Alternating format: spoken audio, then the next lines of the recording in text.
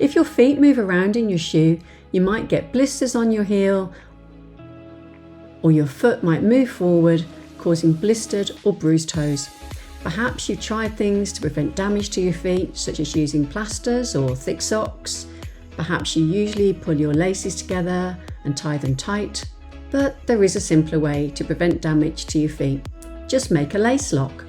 If you have this hole here on the side of your shoe, it's easy. So let's show you how to do it. You'll need your laces in place, pulled comfortably tight. Your lace needs to be in this last hole facing outwards. You're going to push the end of the lace through the extra hole to make a loop. Now do the same on the other side.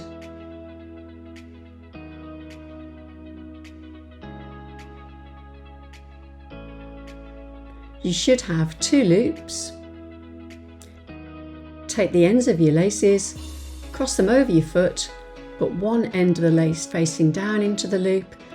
Now do the same on the other side. Take the ends of the laces. You might think to pull them up now and to tie the laces together, but you don't want to leave the loop wide open or facing upwards. Instead, pull your laces down so that the loops get pulled down to sit snug and small against the side of your foot.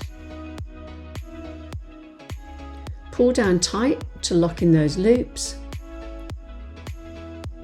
Wiggle laces down to get them tight. Now you can pull up your laces and complete in your usual way. I'm going to tie a bow.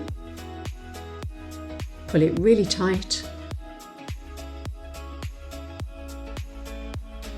Notice the shoe's really tight on my foot.